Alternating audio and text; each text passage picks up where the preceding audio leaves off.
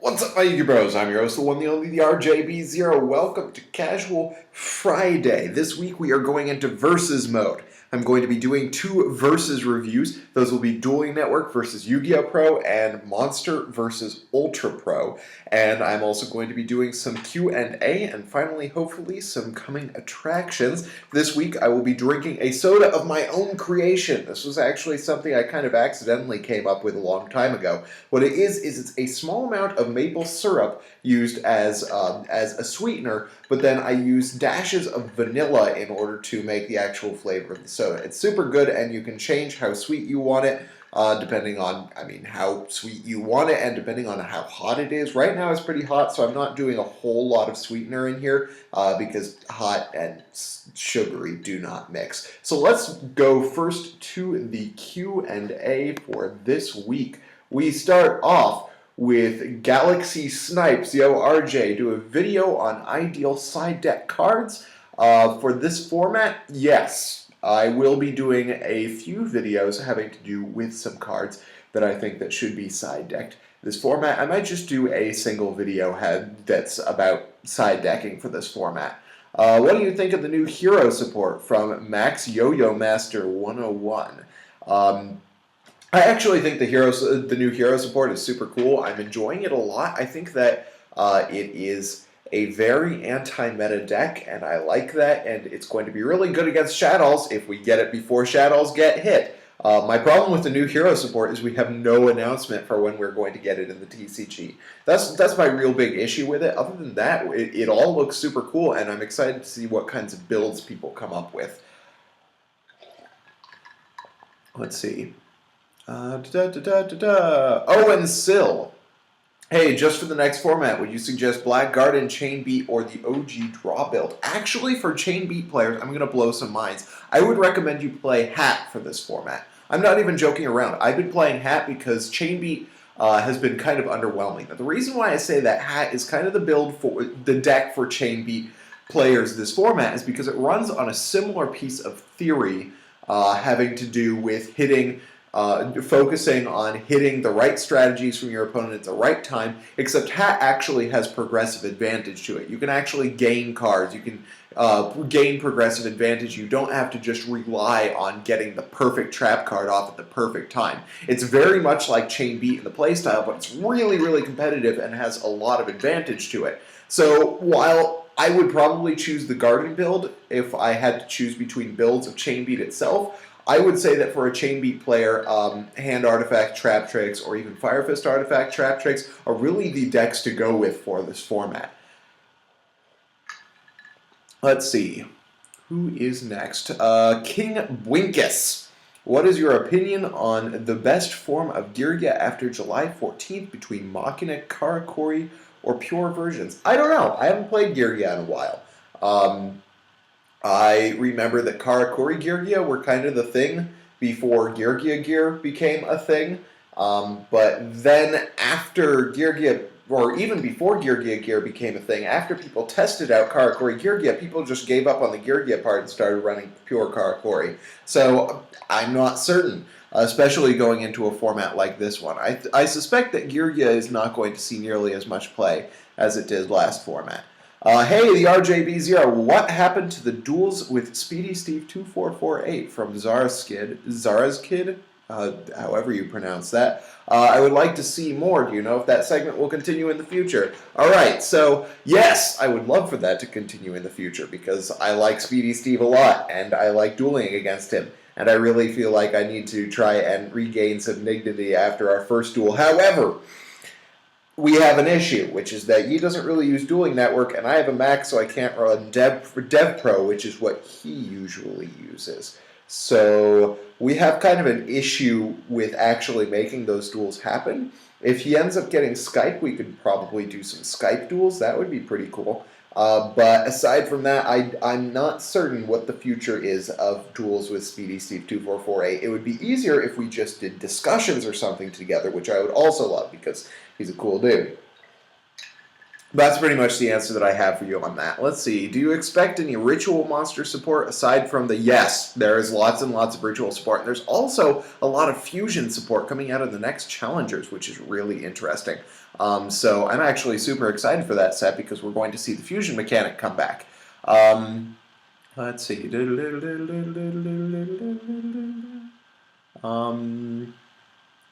Trying to find more stuff. Let's see. Raging Mad Sylvans build. Asks Aaron Powell, will it come back for this format? Hopefully. I really like that build. It's probably not the best one, but it's really entertaining. I don't know if it's going to see competitive play, but I'm definitely going to see it a lot at locals. Hey, RJB0, I'm trying to get a follow-up. Can you give me a shout-out? This is my shout-out to Etc., spelled EXCETERA. Since I just read your question, then you get a shout-out. Here is your shout-out. Go check out Etcetera's channel. And then what side of Washington do you live in, west or east? I live in the part of Washington that's really Washington, which basically marks me as a Westerner. So yeah, I'm in southwestern Washington. For a tech card to talk about, what about Big Burn? Big Burn is actually really interesting. The problem with Big Burn is that it hurts your deck usually as well, which makes it not very viable for the majority of decks this format. So there you guys go. It's a fairly long question and answer section, but those are the questions and the answers. If you want to ask me any questions, Yu-Gi-Oh! Related or otherwise, hit up the comment section below in this video, and I will try to answer your question in the next Casual Friday video. Let's get to the verses. So one of the age-old versus questions in the game of Yu-Gi-Oh! Is do you use Yu-Gi-Oh! Pro or Dueling Network? Now, I can say which one I prefer for actually playing the game, for testing and things like that. It's Dueling Network, no question. And I'll get to that when I talk about which one I prefer for videos. Now, this one's a little bit harder for me because Yu-Gi-Oh! Pro has like really nice, crisp, clean quality. Like when I do a recap, like a replay on Yu-Gi-Oh! Pro, it goes by really quickly, it's really fast. There aren't a lot of like in-between parts to it that you get on Dueling Network. However, the problem with Yu-Gi-Oh! Pro is that its rating system sucks. So when I'm trying to make a video or when I'm trying to test, I never know if I'm actually going to play against a decently competitive deck or player. I almost always end up with like vanilla heroes as my opponent or some totally crazy deck or Exodia or something like that because the rating system sucks. So there's no way of picking out the players that I don't want to play against. Versus on Dueling Network, if I play long enough in the rated section, I get to a high enough rating, then I do end up playing frequently against better players with better decks. It's just the way that it works. So it's a little bit of a trade-off as to whether I like the video quality in terms of how it looks and visuals versus whether or not I actually want to show decent duels rather than me playing against some like tier infinity deck. So that's kind of the question for me between Yu-Gi-Oh! Pro and Dueling Network. When I'm just playing on my own, no question, I always use Dueling Network. It's way better. People complain about the fact that you have to deal with people who don't know their rulings, but once you get in high enough ratings, you don't really have to deal with that nearly as much anymore. And it's just nice to play against better players, which is who you get on Dueling Network. So depending on whether I really want to show the duels, like the quality of the duels themselves in a video, or whether I just want to show off the deck that I made, that's kind of the question for the videos when it comes to Dueling Network versus Yu-Gi-Oh! Pro. Let's move on to Monster versus Ultra Pro. Now, this is a really interesting one, and I wanted to talk about this because I've had two comparisons that I have had the opportunity to make between Yu-Gi-Oh! Pro and Monster, or not Yu-Gi-Oh! Pro, Ultra Pro and Monster Protectors, which is that I have used both their sleeves and their binders, and overall, I gotta say, I think that Ultra Pro makes better products. You saw my review, I think it was last week, of the Monster sleeves, which look really nice, don't get me wrong, they're really pretty, however, they don't last very long, and I think that's kind of a theme for Monster products, is that they don't last as long, but they look a lot better while they do last. So I also have two binders. One is my Ultra Pro binder, in which I keep my decent cards, and one is my Monster binder, in which I keep the other stuff. Now, I got my Monster binder a really long time ago. We're talking like 10th grade. However, within a couple of years, it started, or not even a couple of years. It was like a year and a half. It started looking like this. I've lost pages from here. It's starting to peel apart. The only reason why it's still like as intact as it is because I hardly use this binder. I've been meaning to put some more stuff in here, but I feel like if I did, it would just legitimately fall apart. So while the product was really good while it lasted, like it was really nice to have, it didn't last me very long. By comparison, I've had this Ultra Pro binder for, I think, working on 3 years now. It's been a long time. It can't have been 3 years. It's been a while.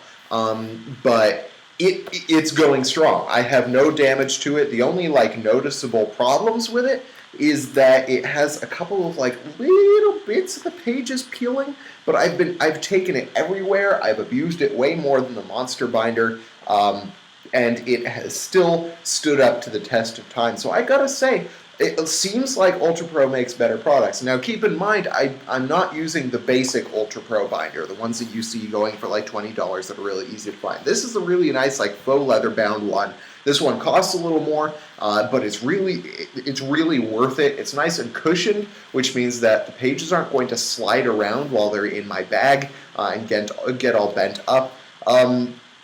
It looks really good. Like the Monster binders are pretty and flashy, but this just like looks super professional, and I just like the feel of it better. So in general, I'd say that I am much more an Ultra Pro person than a Monster person. So that's just kind of my little versus thing while I'm hanging out here. If you want a more in-depth discussion, I suppose I can do it, but that's kind of my 2 cents worth when it comes to Ultra Pro versus Monster. So there you guys go. Those are my only real things of substance I want to talk about during Casual Friday this week. I do have that recap review on Galaxy Photon coming up in the near future. I also have a few things having to do with Pure Karakuri. I have the second experimental Thunder Family deck, and I have a Fire Kings deck, and I'll probably think of some discussions along the way, including a judge gripe on the tiebreaker system.